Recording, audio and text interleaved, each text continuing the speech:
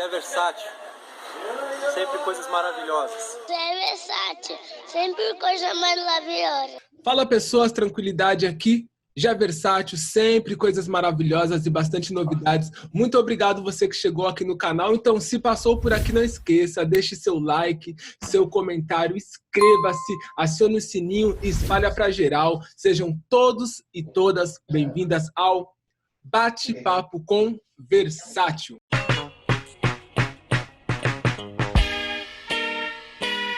E hoje a gente recebe aqui para um bate-papo incrível, ela que é professora e atriz, senhoras e senhores, todos e todas, Letícia Feliciano.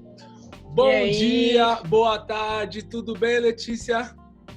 Tudo bem, Gé, tudo bem, pessoal, tudo bem com vocês? Comigo tá maravilhoso, tô ótimo e tô muito feliz por estar aqui, obrigada pelo convite. Valeu, obrigado por ter aceitado. Eu falei 2 adjetivos, mas quem é a Letícia na sua voz, na sua vez e na sua palavra? Fala pra geral aí, pra gente conhecer mais. Bom, Letícia é filha de seu Mauro e de Dona Maria, nenhum dos dois estão aqui mais. Filha de motorista, filha de costureira e limpadora, dona de casa, né, doméstica. Foi criada pela irmã, que considero muito como minha mãe, que foi uma guerreira também. Foi criada também pelos outros 2 irmãos.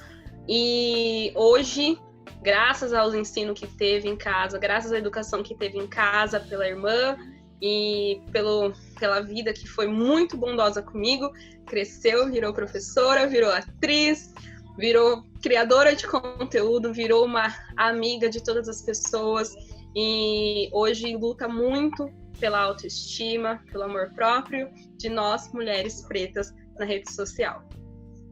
Valeu, muito obrigado. É Imundo, pessoas, essa é a Letícia Feliciano. Bem-vindos todos, todas, e bora lá. Várias qualidades, dedicação, superação, seres humanos, né? Somos todos. Vamos então começar um pouco falando da sua infância aí. Como é que foi um pouquinho aí? Fala um tiquinho pra gente, o mundo conhecer. Tá, vamos lá, né? Vou explicar um pouquinho da minha infância porque eu passei por várias fases. Eu não conhecia minha mãe faleceu, eu tinha 1 ano, porém eu não tive contato com a minha mãe nem na amamentação. Eu fui amamentada por uma prima que, por sorte, teve um filho questão de 12 dias antes de mim, 15 dias antes de mim. Então eu fui amamentada por uma prima. Minha mãe acabou falecendo com câncer e a responsabilidade que minha mãe passou para minha irmã, que tinha apenas 18 anos. Fui criada pela minha irmã e pelo meu pai, apesar de ele ser um pouco ausente em questão de afetividade, mas eu tive sim um conceito dos 2 e eu acabei passando por 3 fases. Primeiro, foi quando eu estava até meus 4 anos, eu fui criada num sítio, né, numa roça, no meio de todos os tipos de plantas possíveis. Tive sim essa coisa do pé no chão. Uma família bem mais humilde, de eu ter que usar fralda de pano ao invés de usar fralda descartável, que a gente sabe, né, que dá um trabalho fralda de pano. E depois eu acabei desfrutando bastante da luta que a minha família teve, porque minha família foi uma família muito humilde, mas eu nasci numa época muito boa da minha família, então eu tive muitos privilégios. A questão de eu não ter tido uma mãe, a minha família quis compensar de uma outra forma. Então eu fui muito mimada. Eu não sei se isso foi muito bom, mas eu fui muito mimada. Acabei morando num apartamento depois, com o meu pai e com a minha irmã. Minha irmã já estava grávida de um menino. E ainda ela teve que trabalhar, fazia de tudo para poder trazer o melhor para mim, para o meu sobrinho. E aí depois, lá para os meus 17 anos, eu acabei tendo uma oportunidade, também mimada pela família, tive a oportunidade de morar fora do Brasil. E aí foi quando minha chave mudou, comecei a criar um pouco mais de maturidade, comecei a criar um pouco mais de realidade do que a gente vive. E acho que basicamente é isso. Parando pela parte da infância, vou parar aí pelos 17 anos, porque aí depois eu comecei a ter outros conceitos do que é a vida. Sim, e daí entre altos e baixos, né? Processo da vida, superação, lutas, conquistas. hoje você é professora, você teve essa oportunidade de viajar para outro país, conhecer outros lugares. Falando, onde surge o interesse nesse processo da sua vida a ser professora e aula de quê? Compartilha com a gente. Aula de quê você dá? Pois é, eu sou professora de inglês. Foi muito por um acaso. Eu falo que todas as profissões que hoje eu exerço são presente da vida. Porque eu, a princípio, eu nunca quis ser professora, porque eu estudei numa escola em que os alunos maltratavam muito os professores. Inclusive, uma professora de inglês, eu lembro da professora Elsa.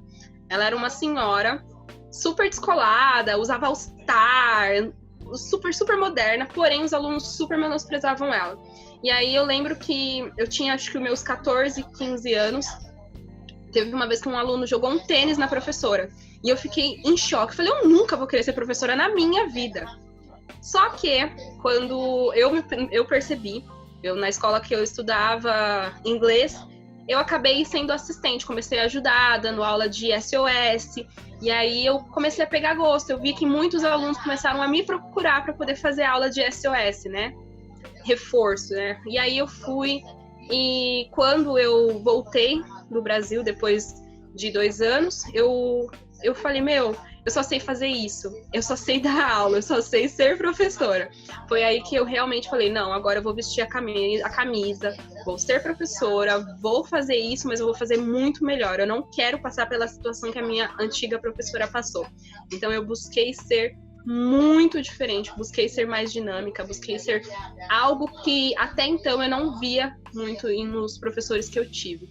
Então hoje eu sou professora de peito aberto, sou professora com a cabeça erguida, realmente luto, busco sempre ser o melhor possível para os meus alunos. Então, ser professora hoje para mim é um estilo de vida, é um modo que eu escolhi ser, independente de dinheiro. Professor ganha pouco, professor é mal valorizado, professor não tem o respeito que merece, professor não tem o mérito que merece. Mas eu não ligo para isso, eu ligo para a questão de que eu quero ver os resultados dos meus alunos, porque isso sou eu. Eu sou uma educadora. Então, independente de ser só educadora de inglês, eu sou uma educadora. E a gente acaba passando por processos de alunos que têm problemas em casa, alunos que têm dificuldade com a família, alunos que têm traumas, alunos que que necessitam apenas de conversar, alunos que passam por ansiedade, por depressão.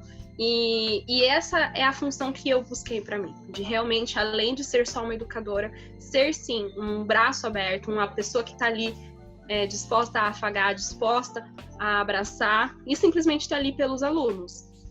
Sim, é muito importante você fazer essas citações das coisas positivas, né? Porque uma sala de aula é bem complicado, como você disse. São inúmeros tipos de personalidade, de caráter, enfim, isso parte do ser humano, natural.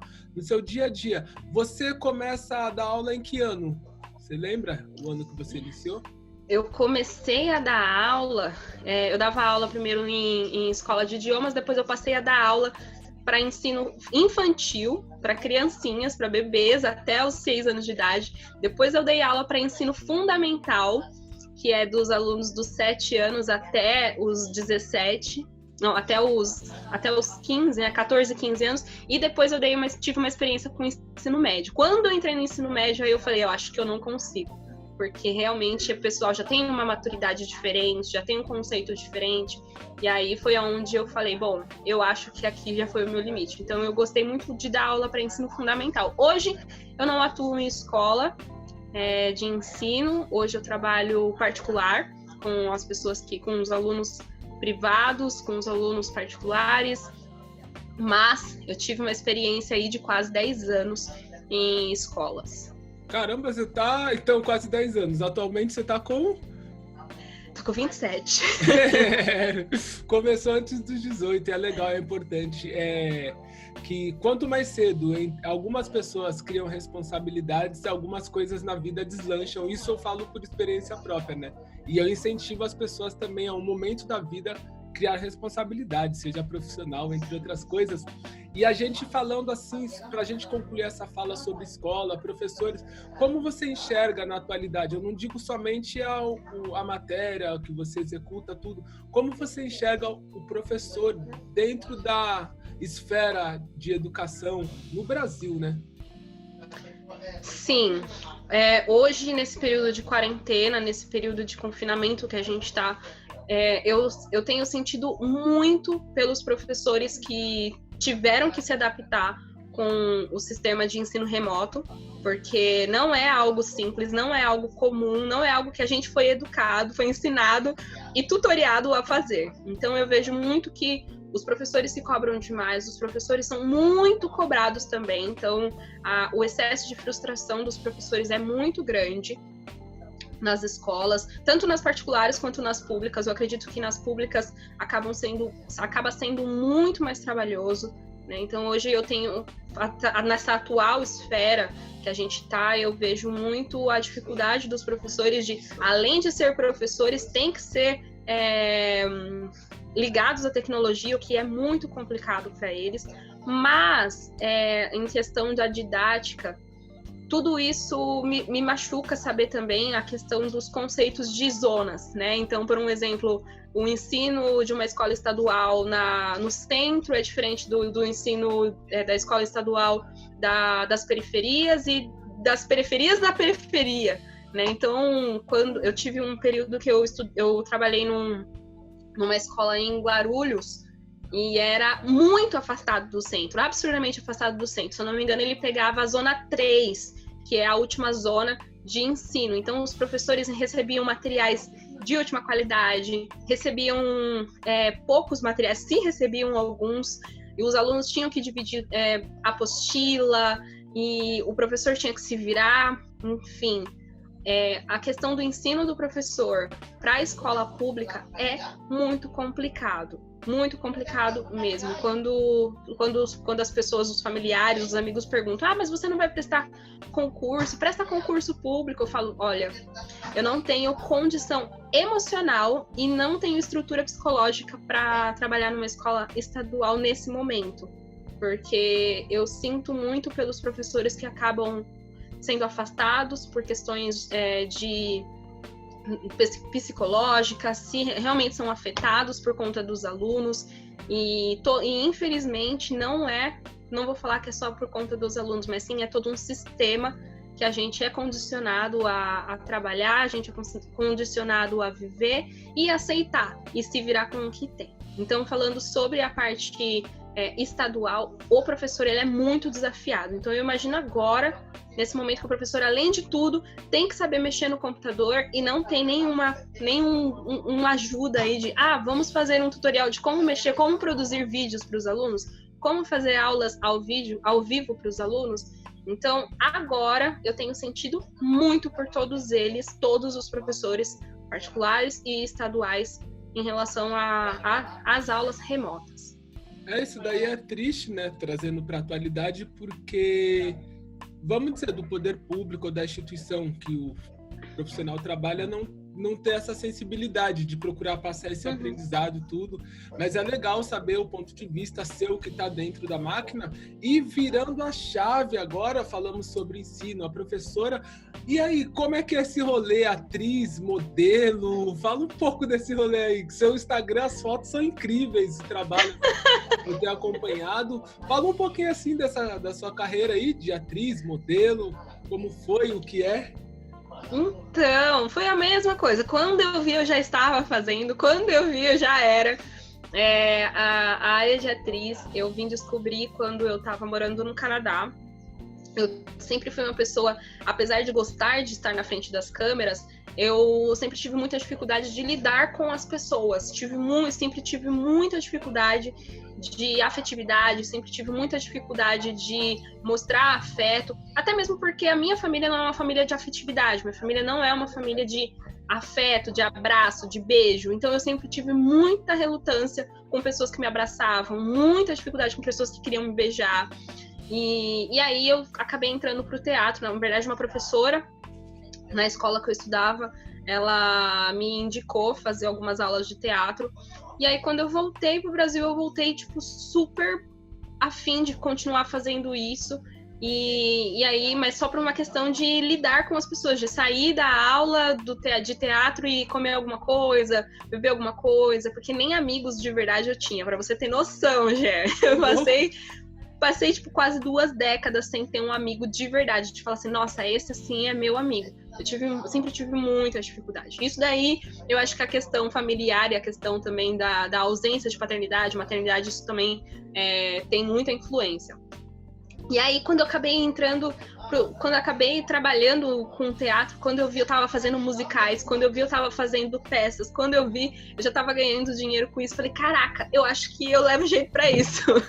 E aí, eu acabei precisando sair um pouco dos palcos, né, do teatro, por conta de trabalho mesmo. Eu precisei ter um trabalho fixo, porque eu tava com um propósito aí, e infelizmente trabalho no teatro precisa da bilheteria, precisa de tudo isso, e aí acabei saindo um pouco do teatro e fui para publicidade. Então hoje eu faço muitos vídeos de publicidade, faço bastante gravações para comerciais, para algumas empresas, então hoje eu atuo na frente das câmeras de verdade, e é isso. Então depois, quando eu fui ver, surgiu um convite para poder ser modelo.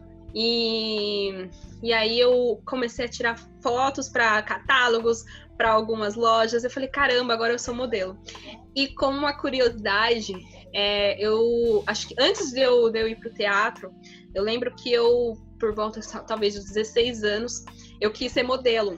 E aí eu fui para uma agência em São Paulo, perto do Pacaembu.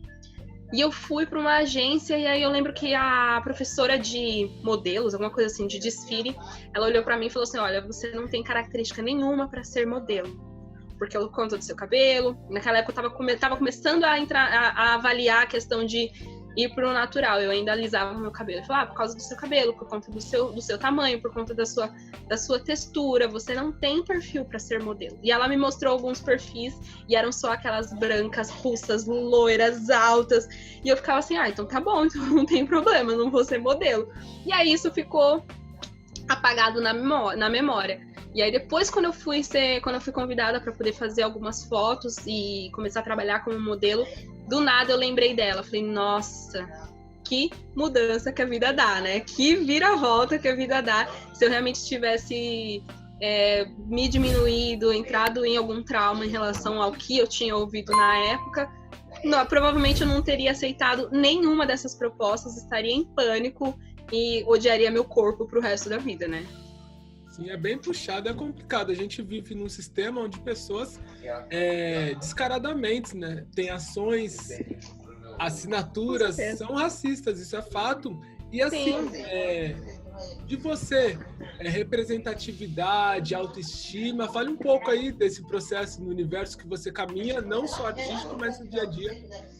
Então, a minha irmã, ela trabalha num salão majoritariamente branco. Então, você vê aquelas mulheres, cabelo liso, loiras, super da alta sociedade. As negras que vão, as pretas que vão, elas vão para alisar o cabelo, para fazer relaxamento, enfim. A gente sabe já essa história, então vamos pular. E aí, sempre que eu ia lá pro salão da minha irmã, eu acabava ajudando ela. Até hoje eu faço isso, quando eu vou visitar minha irmã, eu fico lá, ajudo minha irmã. E na época que eu alisava o meu cabelo, minha irmã sempre brincava quando a raiz crescia, né? Olha as minhoquinhas da Letícia, olha o parafusinho. Então, meu cabelo nunca foi cabelo afro, sempre foi parafusinho, minhoquinha, era sempre assim. E aí chegou um dia, eu já estava estudando aqui pra capital. Na verdade, eu morava em Poá, né, nessa época, na Grande São Paulo, perto de Mogi das Cruzes. E aí, eu fui, quando eu comecei a estudar aqui na capital, eu falei, nossa, o pessoal aqui é super mais pra frente, é super mais descolado. E quando eu vi uma menina com cabelo bem curtinho, eu falei, é isso. Não sei o que eu vou fazer, mas eu vou ficar careca. E aí eu pedi pra minha irmã passar a maquininha. Foi uma luta, porque minha irmã até então, na época, ela também alisava o cabelo, e o liso era o conceito ali da cidade de Poá. Poá é muito pequena, é uma cidade super pequena, para poucos habitantes. Eu não lembro qual é a densidade demográfica de lá, mas é muito pequena. Então todo mundo conhece todo mundo. E aí, minha irmã cortou com muita relutância, mas cortou meu cabelo. E eu resolvi colocar um turbante amarelo que eu vi no site do Boutique de Crioula. Falei, eu vou colocar esse turbante enquanto meu cabelo tá crescendo. A minha família é cristã. E aí começou aquele pré-julgamento das brancas loiras. Ah, a Letícia tá doente? A Letícia mudou de religião? Pois é, essa da Letícia mudou de religião foi uma das maiores perguntas que minha irmã teve que ouvir.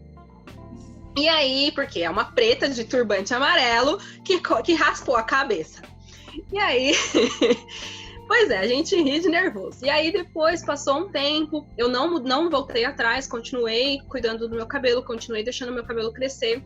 E hoje, no ano passado, final do ano retrasado, muitas meninas na cidade passaram também a deixar o cabelo natural.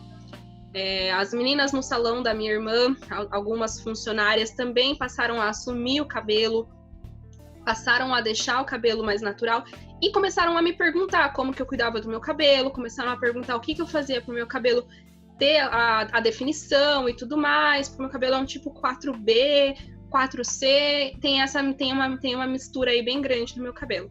E aí começaram a perguntar, a pedir dicas de como eu fazia isso. E eu passei a fazer isso no meu Instagram. Começava a falar muito da minha beleza, da minha autoestima, de como que eu arrumava meu cabelo, de como que eu definia meu cabelo, de como que eram as minhas experiências indo para alguns eventos em que eu era chamada como influenciadora digital. Vamos chamar aquela blogueira tal, vamos chamar a blogueira tal. E aí me chamavam e eu sempre passava por algumas situações que a gente já sabe. Ela é funcionária, ela tá aqui para trabalhar, ela não é a digital influencer, ela é uma funcionária, vamos lá, não sei o quê.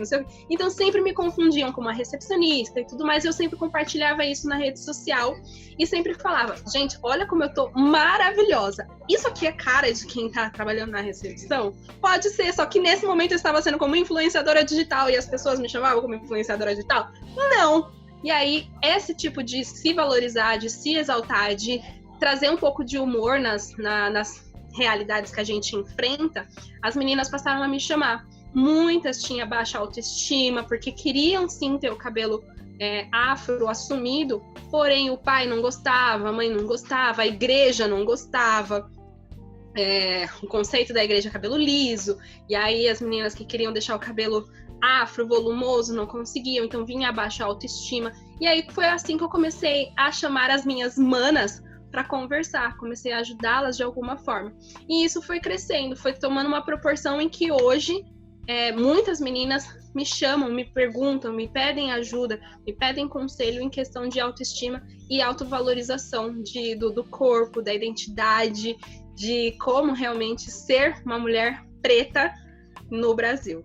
Sim, isso é incrível, parabéns, e é legal assim a gente compartilhar, no caso, vivências, porque você passa por um universo onde tem pessoas totalmente diferentes esteticamente do nosso rolê, você consegue absorver que ali lá é lá, aqui é aqui, e o mais importante é assim, a gente compartilhar com os nossos e as nossas, assim, maravilhoso, incrível, só agradeço por você ter participado, mas se deixar a gente vai longe. Esse mesmo contexto assim de representatividade em partes. Sim. Para os seus alunos, vamos falar de professora, recado, abraço para eles, para os seus alunos que você deixa aí. Bom, eu vou deixar um recado para todas as manas que me seguem, para todos os manos. Hoje todos os meus alunos são mulheres, eu fico muito feliz por todas elas, porque eu fico muito feliz por elas terem confiado em mim. Muitas mulheres hoje procuram mulheres para poder trabalhar juntas, para se ajudarem, mulheres pretas procurando mulheres pretas. Eu tenho uma aluna que procurou uma professora preta porque queria uma mulher e queria uma mulher preta. Então eu agradeço muito as minhas alunas por sempre confiarem em mim. Agradeço muito as minhas manas do Instagram que também confiam em mim, que realmente confiam as suas histórias em mim, por compartilharem os seus sofrimentos, confiarem as suas conquistas, compartilharem toda a sua história comigo. Agradeço também por toda a minha família, para minha irmã, que também está sempre torcendo por mim, está sempre vibrando comigo a cada conquista, a cada passo dado, seja um passo para frente ou um passo para trás, para dar um pulo para frente, ela está sempre comigo.